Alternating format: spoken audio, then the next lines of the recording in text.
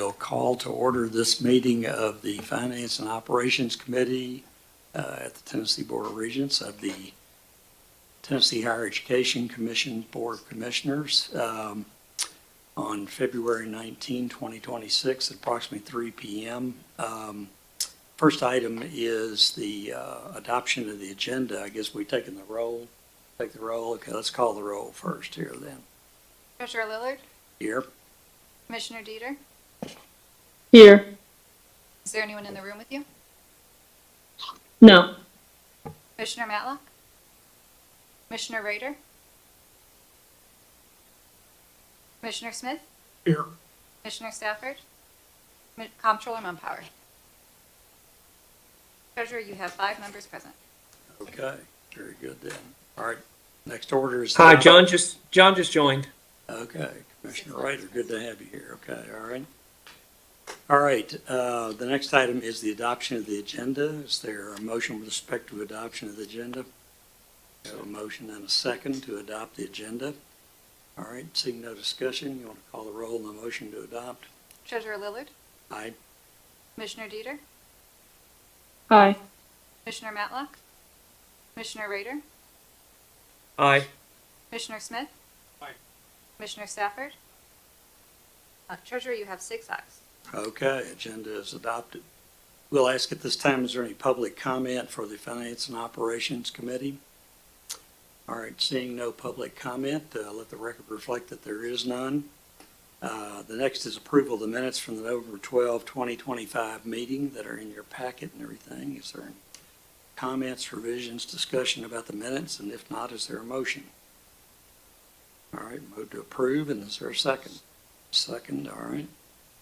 All right, seeing no discussion, Madam Clerk, would you call the roll? Treasurer Lillard, Aye. Commissioner Dieter, Aye. Commissioner Matlock, Commissioner Rader, Aye. Commissioner Smith, Aye. Commissioner Stafford. Treasurer, you have 6 ayes. Okay, item is adopted then. All right, next area is the regular calendar of the committee today, and item number 1 on that is the Columbia State Community College Campus Master Plan. We have Dr. Janet Smith here, the president of Columbia State, to present that along with Ms. Lily Barros of the Sizemore Group. Dr. Smith.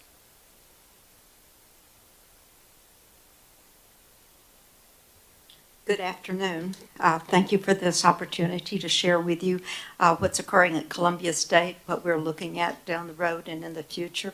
As we went through this master plan, we had individuals from across the campus and in our community and otherwise providing ideas in terms of what the future campus might look like. In addition to looking at what our immediate needs were, we tried to think beyond our times at the college and what a future campus plan might look like.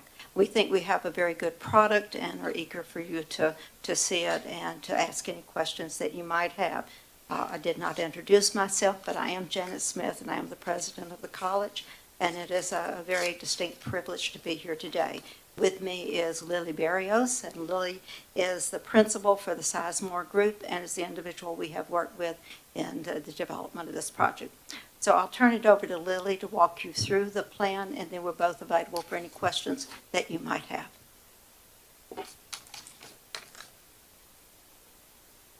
Thank you, Dr. Smith, and thank you to all of you. It is indeed a pleasure and an honor to be here and present the master plan for Columbia State Community College. And as you heard already, it really has been a delight to work throughout this process. I'm going to dive immediately into it. You have in front of you the mission and the vision, and like any master plan that we work on, that is foundational. It sets the stage for what we're looking at in terms of the future. We did put some time brackets, but the president has already said it goes beyond the thinking, the discussions. 3 important things about the goals that we set up. Number 1, a target of 22% enrollment growth from 24 to 32. That's pretty important. The second that's very important is to focus on the combination of emerging programs, both in workforce and in the traditional areas. And the third thing that was important for us is improving the quality of that student experience on campus. So those three anchored and then followed by taking a good look at the physical assets that we have. You already heard Dr. Smith talk a little bit about the process, but we grounded it again on the idea that we want to connect three things: what the programs and the people need, what the physical condition is, and a lot of that went into that middle section where we worked at program and physical conditions, out of which we align what is needed in the future with what resources, capital, if you will, comes out of it. So it's a 4-step process. You also have a couple of images there that illustrate that we got input from the faculty, and the board on the top was a very enthusiastic session with the students. A lot of dots and a lot of input from them. Out of this, and just to give you a good sense of the overall institution by itself, Columbia is celebrating its 60th birthday. It is the oldest in the system since 1966. The center point of it is obviously the campus in Columbia today, in 24, 5 different locations, including the main one that you see there on the map, which also illustrates in overall context the distances to each one of these. But the important thing is it served a total of 7,500 students, of which the total of actual headcount in 2024 was 5,700, and we are looking at about 6,900 headcount looking into the future. And that translates, if you will, by location in this chart. You see the 2024, the darker green represents the amount of FTEs at Columbia, and then it builds up with Williamson, Lewisburg, Clifton, and Lawrence, and so it tiers. The takeaway on this particular slide is there's a almost even distribution at this point and looking forward between Columbia and Williamson on that FTE. And then you see the other 3 locations, Lewisburg, Clifton, and Lawrence, indicated right on top of that. The headcount that I gave you of 5,700 translates into FTEs of 2,772 in 2024, and then we are looking at, by 2032, having a headcount of about 30, or FTE of about 3,900, which is again what this graph represents in total. So what does that mean in terms of space? This is, in a nutshell, combination of space needs both quantitatively and also from a condition point of view. The first part, the graphs that illustrate the bar charts, one of them is illustrating the total amount of space by space type. We looked at the 5 categories that THEC calls for: classroom, lab, open labs, offices, library, study. Within this mix, I will note it is a little harder to measure actually those softer spaces that are needed for that student experience, so they may not be fully represented in these charts, so I'll make that point. The other interesting point is when we look at classroom particularly, and even the labs, the representation of the amount of square footage doesn't always take into consideration workforce if it's not credit earning. But nevertheless, these are the numbers that are up there. And so you see the distribution by space type. Virtually every space type, it will be in need of additional space except a little notch in the classroom. And you see again by location the distribution. The darker indicates today's distribution, and the lighter for that indicates the growth by 2032. The second point on this is the condition of the facilities. You see the scores there for the 3 campuses, Columbia, Williamson, Lewisburg, and the average age. The takeaway on this, and the important thing, is particularly the Columbia campus, which is 60 years old. Even though the average age is 42, it has a reasonably high number of facilities, 14 out of 23, that are actually in the 50 to 60 year. And so what that tells us is there will be a higher need for renovations forthcoming in the future on that particular campus. So I wanted to make sure that I made that point, because it's sometimes hard to pick those nuances within this information. So based on this, I'm just going to take now a dive into each one of these locations, where they are today and what it might look like in the future. So the Columbia campus, as you see it today, and since the last master plan, there have been improvements to the library, renovation, gymnasium, open spaces, and currently under construction, there is the Southern Regional Technology Center, which is an image that you see on the lower right-hand side. Looking into the future, we are then looking at, on the right-hand side, by priority, the first project, which is the wharf replacement, and it comes in the form of two elements. The first building that will encompass space for academic, and the second building, which will, academic and specifically sciences, and the second building, following the demolition of wharf, will house business and technology. So 1A and 1B represent that particular priority, which I understand currently is on its way as has been submitted as a request. In addition to that, the campus is looking at a new admissions and enrollment, which is the number 2 at the very front. It's also looking at improving the frontage that you see from Hampshire Pike as you come in. Some of the parking will be moved to the back. And then a number of other renovations that will be coming forward beyond this particular view that are more immediate priorities, if you will. Looking at Williamson,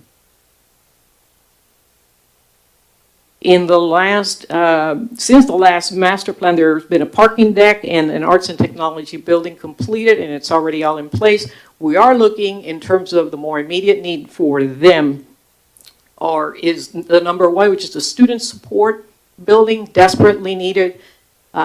This campus has a lot of student population and not a lot of services to support them. So that will be coming forth as the next priority from this particular campus, then followed by an academic building, which is number 2.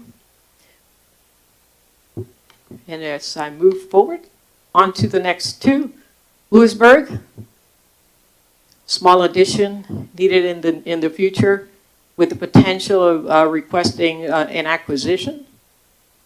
And then Lawrence, which is currently in the process of purchase approval, so that the campus may transition from its current ownership, which is with the city and the county. That pretty much brings me to a summary of the more immediate priorities represented here on this slide. And again, it's a combination of the multiple campuses. Columbia, certainly, which is the in the 2026 capital budget request already. And that's the wharf replacement. And then the forthcoming after that, Building 2, which will be the admissions and enrollment at Columbia, also self-funded in that case. And the Williamson Service Building is the third priority for that particular campus. And again, that is the building that will serve the students. Beyond that, I also presented the 2, the Lawrence acquisition, which is in approval process at this point. And it's my understanding there's the Clifton campus has been transferred at this particular point already from its current inventory. That pretty much concludes my presentation. Do you want to have questions from Ms. Barrios about the proposed plan? Chairman Yes. Barrios, thank you so much for your presentation. 2 questions. The first one is your chart shows a pretty consistent growth in enrollment Yes. over the coming years. How does that, and it sounds like you've done a pretty good analysis of that. Tell me a little bit about how you factored into what we hear commonly the cliff of reduction Oh, in those in students enrollment? that are 18? Yeah. It's all relative. But what we did look at is specifically the demographics in this area by population and by three components. General population, but specifically we also looked at age and we looked at income. And age is important because we wanted to see what is coming of the age group that will be going to campus. In a nutshell, it shouldn't be a surprise, but the area surrounding Nashville is growing. And there is what I call a wave that comes out of Nashville, and you look at Williamson, if I may go back to that. It's a fascinating wave, but it's coming from that number one on the screen down to Columbia in terms of growth. It's very steady growth, and it's the strongest growth from there. At the moment, we expect that will also then continue, but imagine it being from the northeast and sort of a wave that is traveling to the southwest. I hope that helps. I didn't talk about household income, but that is also growing exponentially and far above the nation's average That's when it helpful. came to that, which then will tie to industry and jobs and other reasons that are just beyond the school age, because you're also serving people that are going to come for jobs, and they're going to be needing training for that. So there is an in-migration that's not necessarily measured by the first set of analytics that I just showed you. Does that answer? It does, thank you. That's helpful. Second question I have is, as I look at your proposal, I can't help but think about the future and where we think we might be from a perspective of technology and off-site learning. How did you factor that into your considerations? You mean on-site or off, meaning So more people perhaps wanting to Online? study online versus being on campus. all these numbers are,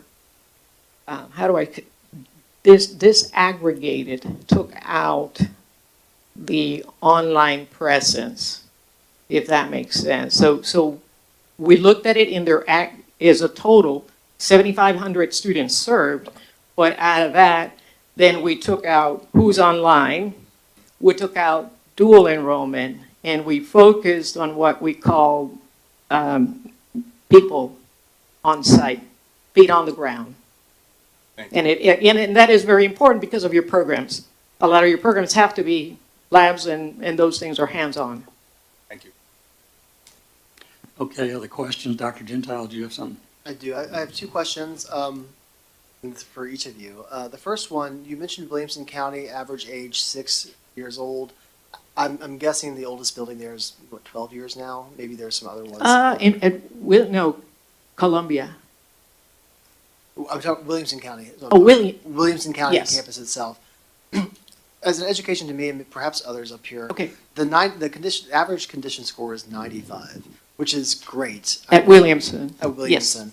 How do new buildings, what starts to move that down from 100 to 95 over that time? Is there Probably just general wear, Yeah. just general wear and tear. So Williamson, the early batch of them was in 2016, right? Yeah. So they're 10 years old now. Okay. Okay, I know you don't think of it, but it's a decade already. Fair. So wear and tear just, could do it. Because when I walk there on the campus, everything looks beautiful. pristine and new. So that's, again, 95, that's not low, I know, but that's No, a general it's question. not. Second question is for President Smith. I think it would be helpful to the commission, especially as members here who are on the State Building Commission start to see about the purchase of the Lawrence County campus. Can you talk about the history and what's gotten to the point where it's now transferring from the county, I believe, to perhaps Columbia State? Thank you. Yes, I'd love to.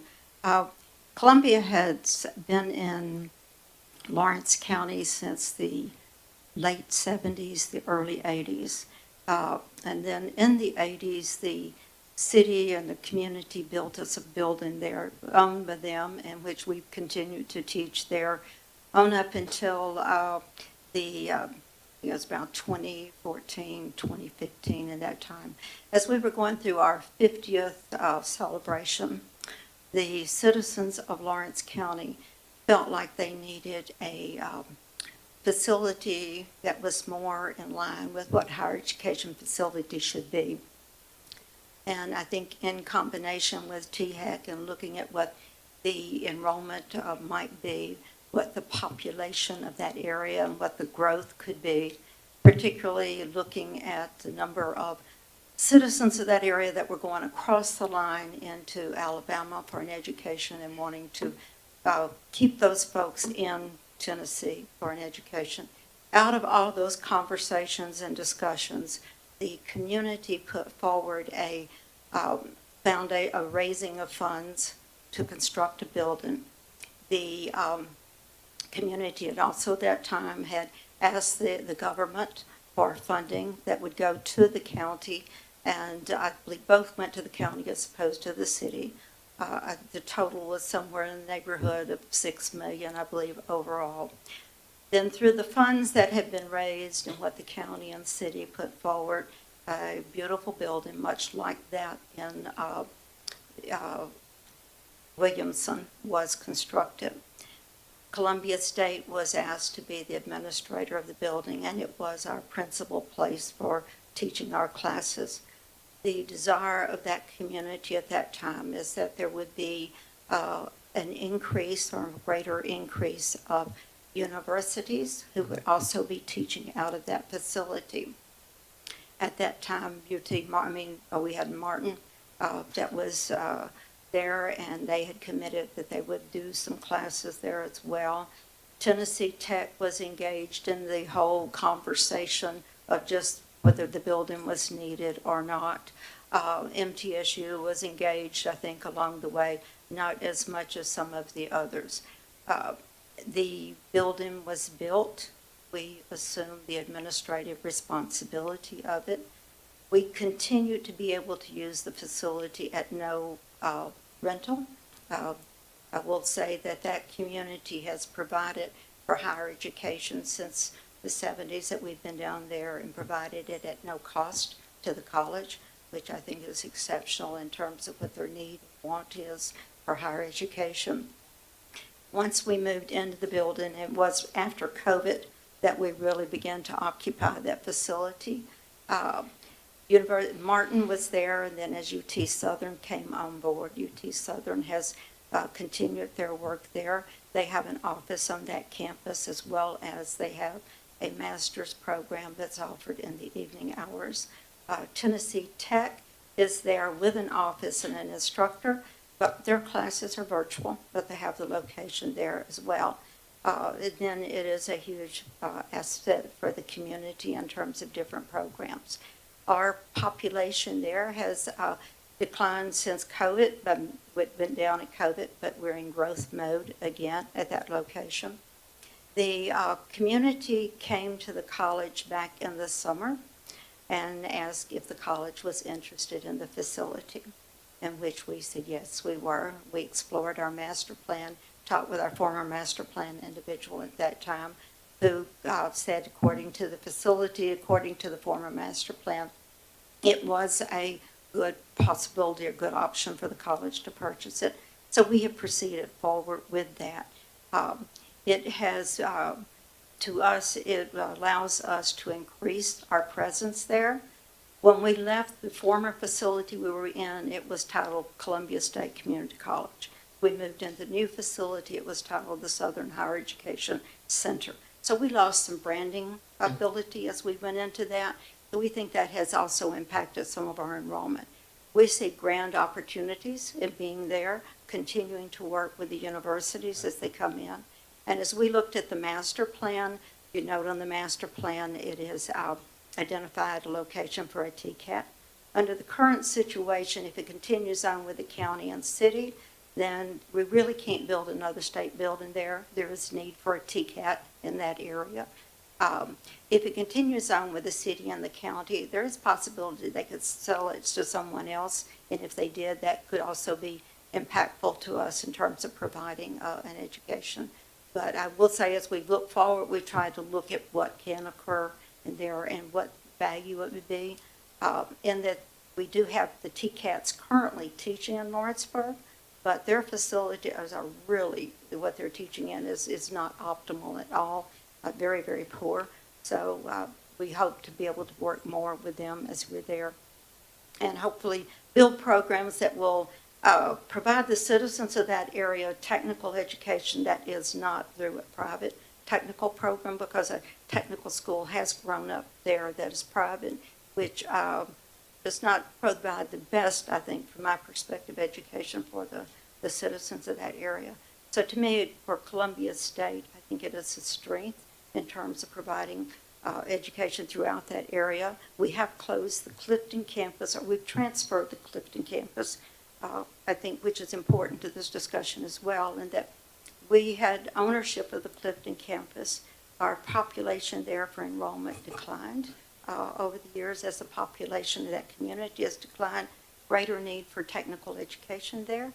So we, in coordination with TCAT Crump, transferred the facility over to Crump. And so this will allow us pulling more students out of the lower part of that county, moving to Lawrenceburg as well for classes. So a lot of strength, I think, that is there, and I think it's a very good thing for the state as well as for the college. Thank you. Okay, any other questions for Dr. Smith? Dr. Smith, let me ask you one question. What is your percentage completion rate of students that complete either a degree or a credential from your student population now? 33%. We've been increasing every year, and we were like 29. I think we increased 3% this past year. Do you feel the facilities that are proposed in the master plan will help you increase that over time, that completion rate?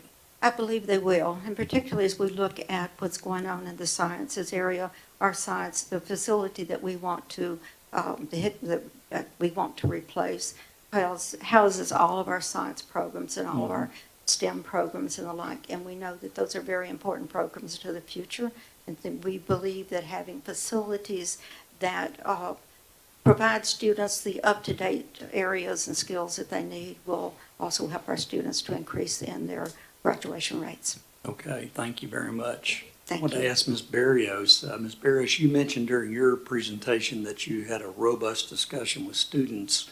Can you give us a little overview of what you learned from the students? Yeah, and actually, the most input came from Williamson. Let me start by saying several of those students came from other institutions and were extremely grateful to be at that campus and at this institution because of the attention that they feel they're getting that they were not getting elsewhere. Let me just start by saying that, which was an interesting piece of information off the bat. The second thing, and it was a cross-section of various programs. They were all pleased with what they were accomplishing. They range from health, nursing, I guess, to the more performing arts, if you will. All of them were pleased with the path that they had taken and what they were receiving. What was not quite working for them is in the form of that student support space that is needed. Not enough in the food vending area, the lounges, the study. There's no library, technically speaking. This is a campus that is almost equivalent in population at this point to Columbia, and yet it does not have what I call the other core services. And so they're yearning for a library, not so much in the sense of just the books, but a place where I can decompress and work on projects. It does not have that. It does not have any remote form of real food. So those softer spaces are just not there. And frankly, a little harder to quantify within the THEC formulas because they don't fall in these buckets that are fundamental for that student experience. Okay. How does the priority of those things, the need for those things, fall within your master plan here? That's in two places. At Williamson, that first priority coming up is precisely about that. Okay. It's precisely about a building that is going to give them those kinds of spaces. Indirectly, although you could say the same, the Columbia priority that will be self-funded by the college, that admission enrollment building. What it does is two things. One, it's going to present, I think, a dynamite presence combined with the frontage, but just being right there when they enter, because step number one is to engage them. Don't let them leave. So that building will do that in that location, but it then allows for functions that are on other parts of campus to come here, and therefore the testing and the other things that support that retention get facilitated, those spaces that are in other buildings. So when you put that in, you move certain things in there and you release space in other existing buildings that need to be improved, because those are the spaces that once you get them in, you're talking about retention, you need the testing, you need the advising, you need all those other things. So those two projects go to that goal of student experience, right? But it's just intangible. It's not as easy to measure, and yet that is what we're trying to do. Okay, thank you for that information. Any other questions or discussion for Ms. Berrios or Dr. Smith? All right, seeing none, the chair will entertain a motion with respect to recommendation of the plan to the commission. Motion. All right, a motion. Is there a second? Have a second, all right. All right, seeing no discussion, Madam Clerk, would you call the roll on the motion to approve and recommend to the commission? Treasurer Lillard, Aye.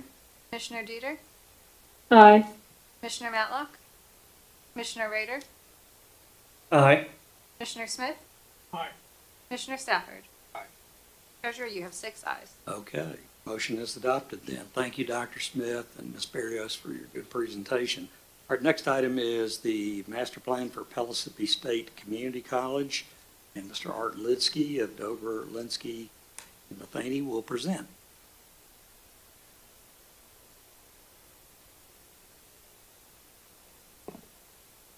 Good afternoon. The distance. The beginning of any campus plan, as you heard from Columbia, starts with the strategic. And if you look at the vision for the future and you look at the mission that the college has and their values, all of that are a part of the discussion that we have as we start to understand the nature and culture of the place. So the academic, workforce training, culture enrichment, working with the community are all important for these community colleges, part of their mission.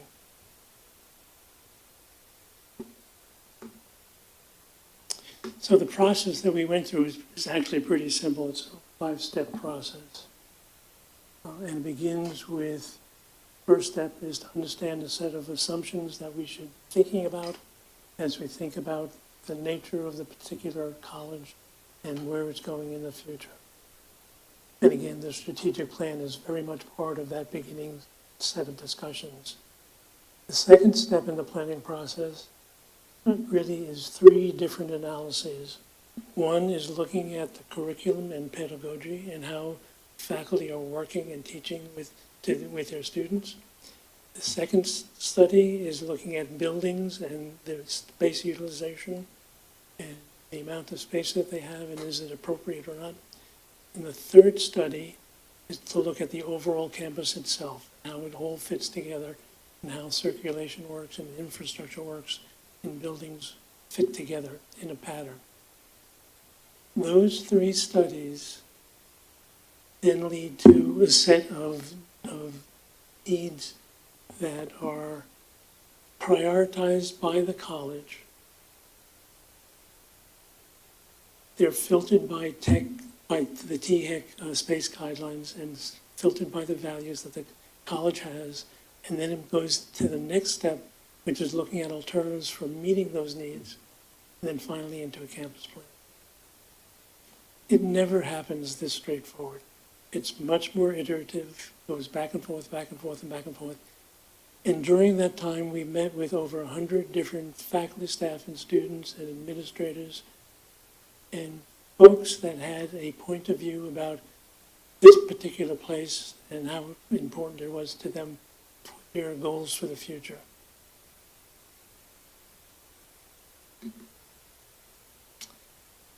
Campus locations.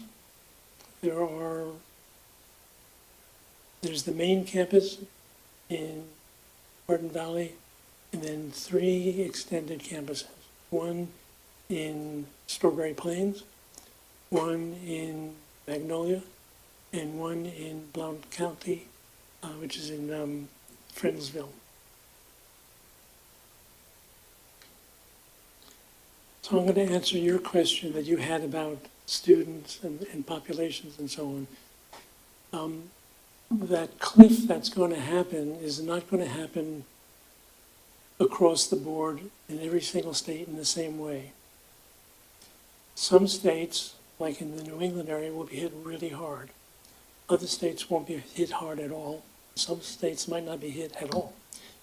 There's a prediction that in Tennessee, from the UT Knoxville School of Business, that Tennessee is going to grow its enrollment in the next 10 years by about 1 million people. Most of it obviously concentrated near the big cities and so on, but all the counties, one way or the other, will have some growth, some more than others. So that cliff, when we think about it, is not going to hit hard here at all. In 2017, before COVID, the headcount count for this college was over 11,000 headcount students. That's on-ground students, online students, dual enrollment, that's everybody. They had a FTE on-ground enrollment of about 7,500 students on ground across the 4 campuses. COVID hit and they dropped down significantly, and now they're starting to go back up again. So we're predicting that by 2035, 2036, they will be back to where their on-ground enrollment was about 7,500 across the 4 campuses. And you can see how it distributes by the color coding that's going on. We actually did 2 different analyses, one that was on the high side, one was on the lower side, and the 7,500 number is the median between the 2. So they were high up as an on-ground enrollment of 8,500 and down to 6,800 or something like that. Somewhere in there, it averages the 7,400, 7,500 on-ground students that this college will have in the future. Basically, they're going back to where they were around 2017.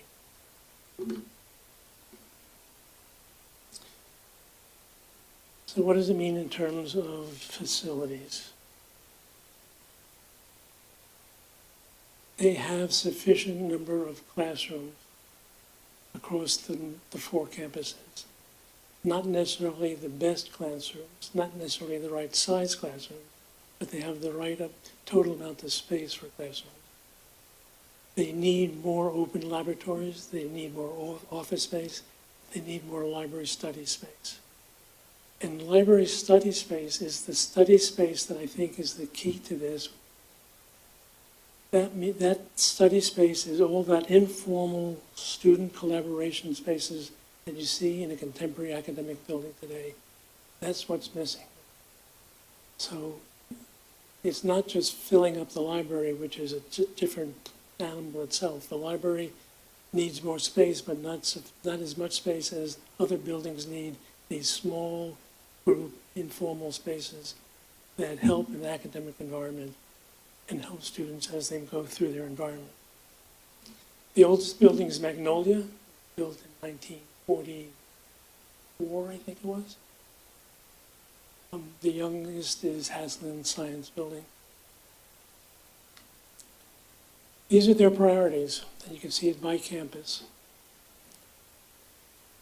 In the Hardin Valley campus, the biggest need is for student and student-related spaces. Student center of a place where students can gather and feel comfortable and not sit in the hallways when they're waiting between classes and so on. In Strawberry Plains, they need some welding space. Their welding is at capacity. At Magnolia, they need some attention in terms of renovation of that building. And for Blount County, they have an aviation academy that is not on campus. It's in Maryville. And what they'd like to do is to bring it to campus and to construct it on their own campus when the lease for that building expires, which I think is about a 5-year lease. So that's the set of priorities that the college has on the different locations. So let's just look at how that unfolds. This is the Hardin Valley campus, the main campus. Whoever designed that campus had a fabulous idea to build a tunnel, a utility tunnel that links every single one of those buildings on the campus. It's big enough to drive through. And so we're going to put a new building at the end of that tunnel. It's a great idea. I don't think the students have found it yet, but they will. So on the left-hand side is the existing campus. On the right-hand side are the changes that are going to take place. Some of the changes are athletic recreation type spaces. Those 2 yellow circles on the bottom right. One is for a soccer field that's having turf put down. The other circle is looking at softball and baseball fields that are part of an idea to bring more recreational spaces to the students where there are very little. You can see the changes in landscaping that is taking place between the existing and the future. And then the other yellow circle highlights the new building that we want to put in place for student life, for events, for community, for workforce. It's a building that sort of brings together a lot of student-focused types of activities on that campus. It's a gem of a campus. It's a great, great idea in the whole way in which it's grown around that tunnel.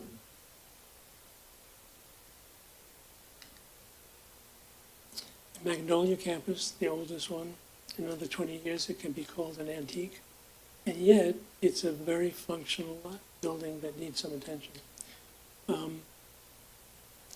The audio production engineering program is growing dramatically, so is criminal justice, and we're showing, in addition to Magnolia on the southeast side of the building, we're showing some landscape improvements, parking improvements, showing a community garden and an outdoor classroom in that location.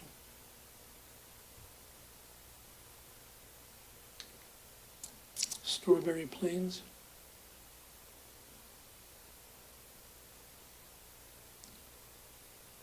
The welding facility there has reached capacity. There's no way to grow that further without adding some additional space. So we're adding a small addition to the existing building. As the Department of General Services leaves that complex, and the college is going to those vacated spaces so that they can take advantage of that for the future. And the Blount County campus, workforce training on the right-hand side, the academic building, it's T-shaped in the middle. Basically, what we're doing is adding some additional parking, we're doing some walking trails and so on. And the building that we're proposing in the circle that's on the lower left, the lower right, is for the Aviation Academy. It currently exists off campus. They'd like to bring it on campus. Whether it takes that shape or not is up to the final design of it. That's the location for it, right by the parking. And project costs, which match the priority listing that I showed you earlier. See various changes that will take place over time on those assets. It's a gem of a campus. It's a gem of some attention. And that is the presentation. Any questions for Mr. Litsky about his presentation here? I guess the one editorial comment, not so much a question, but an editorial comment, is just along the lines that Commissioner Stafford was asking about with the prior presenters and everything.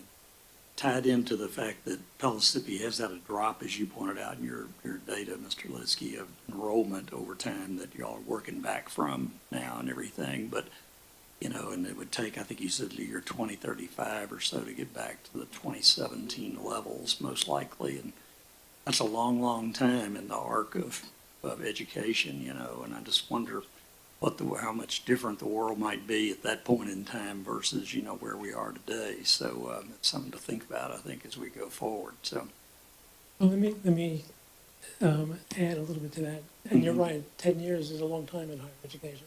It's also a very short time in higher education. But I think one thing the college was doing while we were doing the master plan, there was an internal discussion about trying to reorganize their academic programs to make it more effective to their students. So just when we were bringing closure to the master plan, they came up with a reorganization into 5 different schools that were meant to help their students think through the direction of how they want to deal with their career. very good. All right, any other questions, comments? Not, yes, Commissioner Smith. Help me understand the commitment to athletics. Are we talking about intramural, or are we talking about, It is basically a recreational need on almost all of your community colleges. Some have more recreational space than others. Some of the 4 campuses have no recreational space. But it is not meant to be an athletic program at all. That might happen, but it's really more for their students to be able to play and compete with some other schools that might want to compete with them, but they're not going to have a football team, they're not going to have a varsity, it is more to take advantage of the fact that students want to be able to play and relax and to have certain types of sports that are available to them on their campus. well, I'm kind of fascinated by, but I don't want to get into those weeds, but you've got fully a third of your ask on this one in campus for specific kinds of athletic facilities that require teams, or as a certain sort of organization. It's not necessarily organic, a bunch of people show up committed to it. Was this a request from the students? How do we decide that we're going to spend that kind of money, which is non-revenue generating, to the commitment that campus needs? Well, I'm not sure how they're paying for it. I believe that they're paying for it on their own. I don't think it's a request for the state to pay for a lot of that. Well, you've got So, 12, but- $13 million committed to that concept. But I know of campuses, community colleges you have now that have gyms, that they have much more formal resources than this particular campus has. And it's a way to reflect, I think, the fact that their students are looking for something to keep them on campus and to help them, and the college is looking for something to help retain and keep them here. So whatever they can do to make it a more attractive environment for their students, they're going to try to do. Dr. Gento. Sorry, and correct me if I'm wrong, I never got Pellissippi State representation, but, some of the campuses like Blount County, basketball, pickleball, I think that's more recreational, but Pellissippi State does have organized athletic teams, baseball teams, soccer teams, and they participate in, I'm looking it up now, but I've heard as a member of the TBR board from them directly about the great athletic feats at Pellissippi State. So I see like those facilities, I believe, are less recreational and more for the organized teams that they have. So, Okay, any other questions for Mr. Litsky? I get the point that Mr. Litsky made just a minute ago about, they're going to do whatever they need to do in order to advance the enterprise there, and all that is a good point and all. I do think, though, that we need to get back to looking at the point of completion rates and things like that for certificates and degrees and the product that we're looking for primarily to be produced. It is important, I do agree with Mr. Litsky, that these activities go on where it's important to retain students, to attract students, et cetera, you know, and all that as part of it. So, but they just need to make sure we keep that in perspective. Commissioner? Thank you, Mr. Chairman, and I would echo just what you said, but being that I have businesses that live close to 3 of those campuses, they really have done a fantastic job at including the community in the school, and people see them, I think, as a focal point to have different events on campus. The community seems to enjoy and watch kind of what's happening there, and I think it's really a positive for the whole East Tennessee area from my perspective, what I see. Okay. Very good point, Commissioner Medlock. All right, any other discussion? Seeing none, the chair would move that we recommend, approve and recommend to the commission the adoption of the proposed master plan. Is there a second? All right, we have a second by Commissioner Medlock. Seeing no discussion, Madam Clerk, would you call the roll on the motion to adopt? Treasurer Lillard, Commissioner Dieter, Aye. Commissioner Matlock, Commissioner Rader, Aye. Commissioner Smith, Commissioner Stafford. Treasurer, you have 6 ayes. Item is adopted. Thank you for your good presentation, Mr. Liskey, and your Thank work. you. Mhm. Okay. That brings us to the next item, which is the adoption of the operating budgets. Excuse me, wait a minute. Yeah, we are going to operating budgets now. Transmission of the 2025-26 revised operating budgets. We have Mr. Russell Van Zimmerman, Senior Director of Fiscal Policy.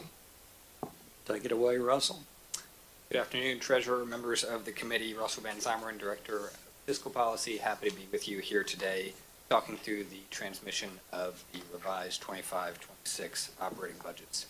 We have a wealth of data in your materials for this item. I'll use our time together today to cover those materials at a high level and also get into some of the data that I think will be illuminating for some of the conversations we'll have to have in coming months and years. For starters, Tennessee's public institutions are planning to collect around $5.3 billion in revenues in the revised 25-26 operating budgets. For scale, the recently proposed governor's budget is at about $57 billion. So you can imagine the higher education enterprise is about 1/10 the size of the Tennessee state budget. In expenditures, you'll see $5.4 billion, and the difference between that 5.4 in expenditures and 5.3 in revenues is made up from funds from prior years' reserves. For today's discussion, I want to highlight the changing relationship that we're seeing between state appropriations and tuition over time. State appropriations make up a much larger share of the overall revenue at our public institutions today than it did 10 years ago. You can see that on the screen in front of you. State appropriations as a share of all revenue is up to about 43%, or a 7 percentage point gain, and that's largely replaced the need to generate revenue on tuition and fee side. Tuition and fees, you can see, have dropped a corresponding 7 percentage points as a relative share of all funding. I want to dive in a bit deeper on what we're seeing on the tuition side there. And one of the things that we'll find in the data, some of the changes that our institutions make in tuition setting each year, increasing their tuition, over time, may or may not actually increase their total tuition revenue. You can see that on the screen. There's 2 things here. First of all, there's no one clear story. Some institutions, of course, have been able to increase their tuition revenue over time. Others have kept their tuition relatively stable over this period, or maybe even experienced slight declines. What you'll see in general is that for each of the institutions, the darker shade represents funds coming to this institution from in-state students. The lighter shade on the top of the bar represents funds coming to this institution from out-of-state students. Notably, of course, we have significant growth at UTK in all tuition revenue, but especially in that out-of-state. Much of this tuition revenue may be given back to the students in the form of scholarships. In So, we will calculate the discount rates or the amount of money spent on scholarships over the total amount of tuition revenue generated in a given year to understand how much money is going back out of that tuition pool towards students. Again, there's no singular story. Some institutions have increased their discount rate over time, trying to stay competitive, in an active student marketplace. Others have decreased that discount rate over time, trying to better align the sticker price and the net price. There is one note, and you saw it in the cover letter for this item. Tennessee State University, we know, has been intentionally trying to bring that discount rate down, and we've seen some success there. The discount rate in the revised operating budget is 39%, down from about 51% a year ago. Another way we'll look at these data is to think through net tuition revenue per FTE. This helps us understand two things. Well, one, how much money are students actually paying, or, kind of flip side of that same question, how much money are institutions generating off of each student? And I'll note that this includes both undergraduate tuition revenue, undergraduate and graduate tuition revenue, and FTEs. Healthy institutions tend to either maintain or increase the net tuition revenue per FTE over time. And the chart on the screen in front of you shows that most of our institutions are maintaining or increasing net tuition revenue over the last 5 or so years. Moving on to appropriations, we can see the robust investment in the last 5 years has significantly increased the recurring appropriations at our public entities. In total, for formula units, appropriations are up about 35%, even adjusted for inflation. That's an increase of 15%. So very real growth across our institutions. As with tuition, it is helpful for us to break these data out on a per student or per FTE basis, and we've done that in this chart here. The growth in per student funding in the state has been significant, though again, you can see a few stories here. Some institutions have grown their appropriations per FTE dramatically. Some of them have remained somewhat stagnant.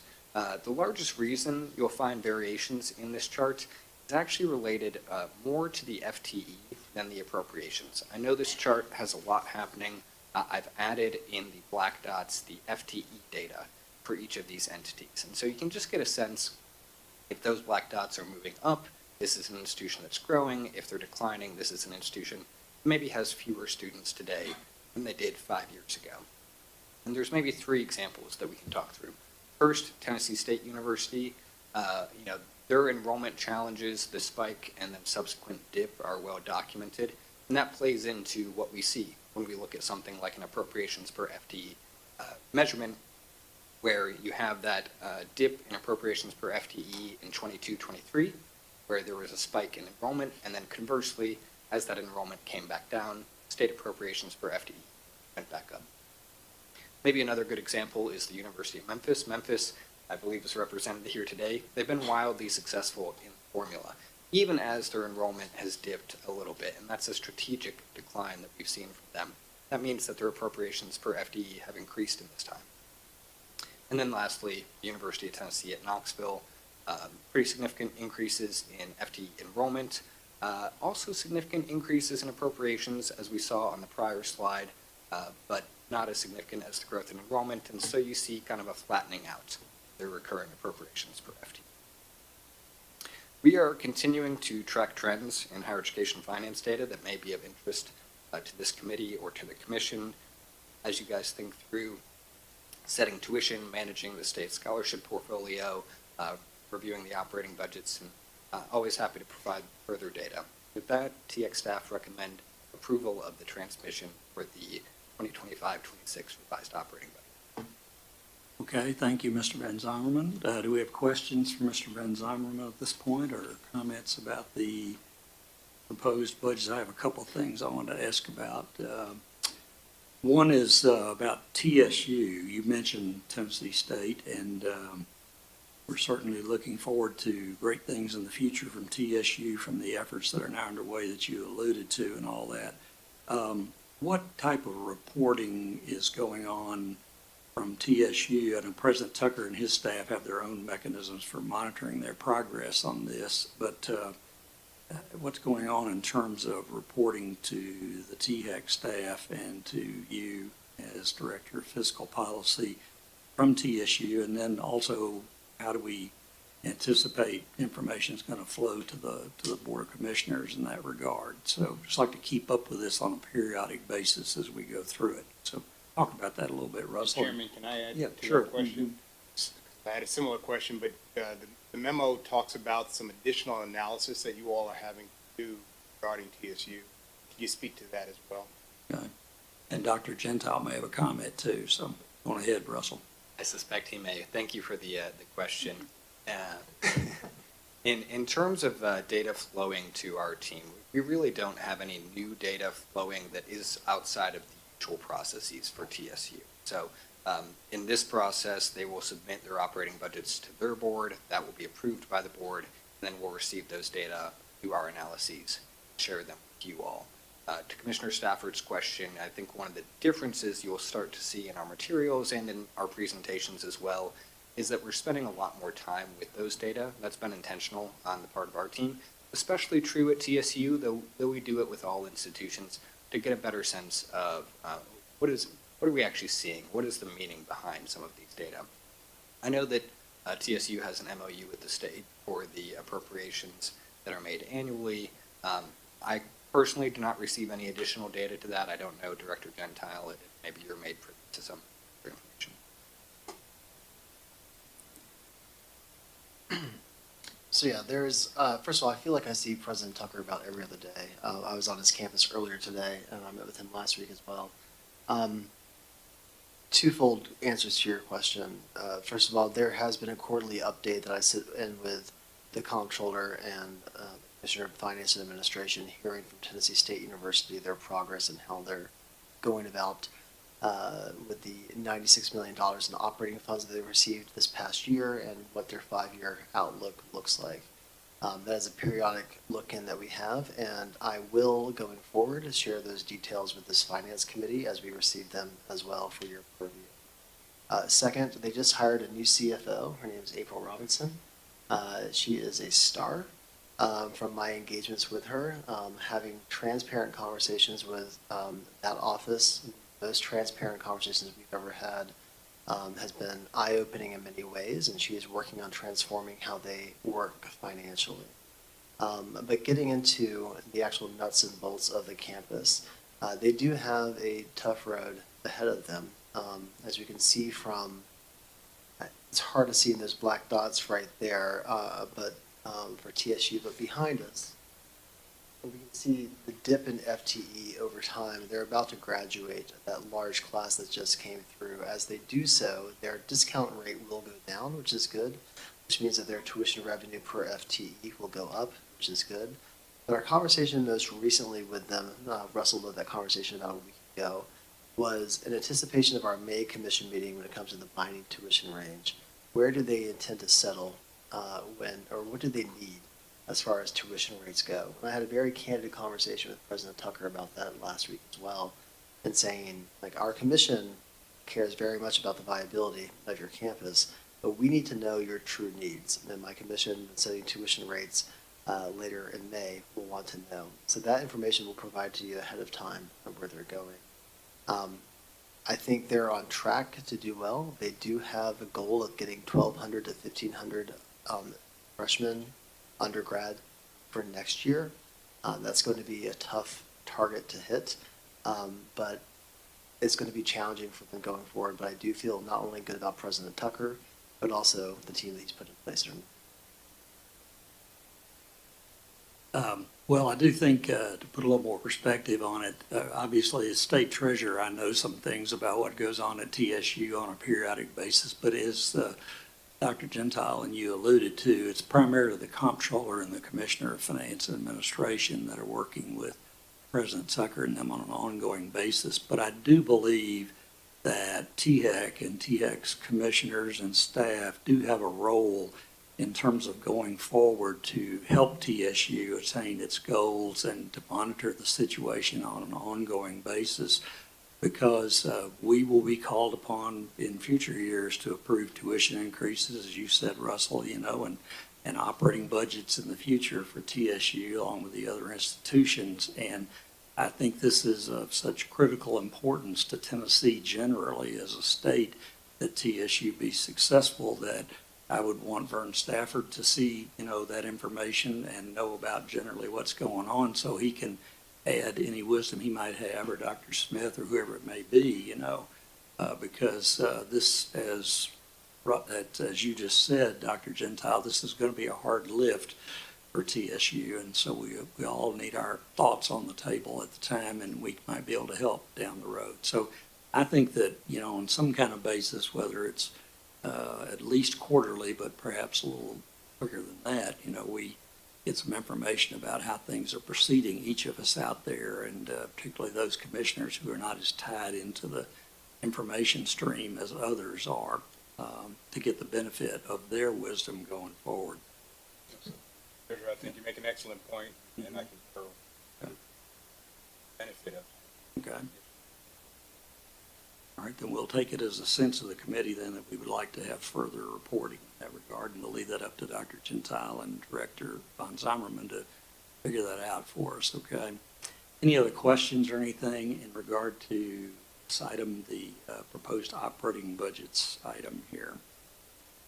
One additional question, Russell. Talk about the shift from the capital project budget over to this. What then becomes of the capital projects that are of any time? That's a great question, and I think it's a question we'll be answering for years to come. The original slug had about $250 million in it. They pulled out $96-ish million, so there's some balance there, but I would also expect the capital needs are greater than the balance that we'll see in that fund. Sorry, Mr. Go ahead, Doctor. I did share, and thank you to Brenda, yesterday, share more information with President Tucker. All the presidents right now are making their rounds on additional requests to make, and he has heard, and we have heard from a number of legislators who are saying, what is it that one of the things that we provided for President Tucker to provide those legislators. We made a request for capital maintenance this year of about $360 million. We received, I believe, $72 million of that, including recurring. That is about, for TSU, that's about $16 million in capital maintenance projects that I encourage President Tucker, as you're making rounds with legislators, let them know that you've got detailed projects that are ready to go, support of TDR in that role, that if funded, you can move forward with. So that's in his hands to do, but. Okay. If there are no further questions, is there a motion to approve the 2025-26 revised operating budgets and recommend to the commission? Commissioner Matlock moves it. Sure, have a second by Commissioner Stafford. All right, seeing no discussion, Madam Clerk, call the roll. Treasurer Lillard, Aye. Commissioner Dieter, Aye. Commissioner Matlock, Commissioner Rader, Aye. Commissioner Smith, Aye. Commissioner Stafford. Treasurer, you have 6 ayes. Okay, item is adopted. Our next item and final item is item 4, the outcomes-based funding formula update for 5-year review. Mr. Von Zimmerman, you're recognized again. Thank you again. Happy to be here presenting on the outcomes-based funding formula review. I've spoken with the committee a few times on this item now, and we're continuing our review of the outcomes-based funding formula with that statutory review committee. Our last meeting was in January. We'll convene again in March. What I want to do is continue to update this body on the progress that we're making, highlight maybe 2 things that have come out of that group already, and then also recognize one of the challenges that we're seeing in the formula that I anticipate we'll have to discuss at the upcoming March meeting. While there are many potential revisions that I can talk through, I want to talk through just 2 that maybe this committee will be especially interested in. The first we've talked about a decent number of times already, and it's this pivot to on-time completion. As you all know, the outcomes-based funding formula currently categorizes timely completion of degree at 6 years. TX staff have pushed and received broad support for a pivot to a 4-year or on-time completion in the formula going forward. So that's something I would expect we will bring to you as one of our key recommendations later this year. Additionally, the group has discussed potential revisions to the workforce investment premium, the mechanism by which the state awards greater outcomes to awards in particular fields. And in our case, those fields are STEM and healthcare. We're generally happy with the idea of the premium. I think we like what we have in the premium now. And we also recognize a need with that statutory review committee to review the list of awards that are eligible each year, or at least every 5 years, maybe annually, to recognize what is it that the state needs, what is it that business and industry need, and are we recognizing and encouraging institutions to produce more of that with this workforce investment premium. It's a conversation we'll have with members of that statutory review committee in March, and we're excited to have a few folks from UT's Boyd Center join us to help guide that conversation. Finally, I want to highlight one additional item that is not on the screen in front of you here. As you all are aware, before we request new funding in the outcomes-based funding formula this year, we do something that's called the redistribution within the formula. We take funds from institutions that are lower performing in the context of the formula and pivot them towards institutions that are higher performing in the context of the formula. For the first 10 to 11 years of the formula, this redistribution moved about $6 million annually from institutions that were lower performing towards institutions that were higher performing. Over the course of the last 3 years, the redistribution has moved about $11 million a year, almost double what we saw in that first decade. In the FY27 formula, the formula we brought to you guys in November of last year, the redistribution moved $18.5 million, a tripling of what we'd seen just a few years prior. This level of redistribution has understandably caught the attention of institutional presidents and CFOs. The reasons for the high level of redistribution were apparent on some of the slides that I showed earlier. UT Knoxville has grown dramatically in FTE, and as they have grown their student body, so too have they grown their outcomes. This has been a wildly successful institution, and the formula recognizes that performance. I'll note that UTK is not unique in having a stellar performance within the. There have been, and I'm sure will continue to be, other stellar performers. Institutions like Austin Peay, Dyersburg State, and Montlow State have achieved great success over the history of the formula, very much in the same vein that UTK has. The challenge we have for the redistribution this year, or the challenge I'm hearing for the redistribution this year, is that UTK is in appropriations greater than those three institutions combined 3 times over.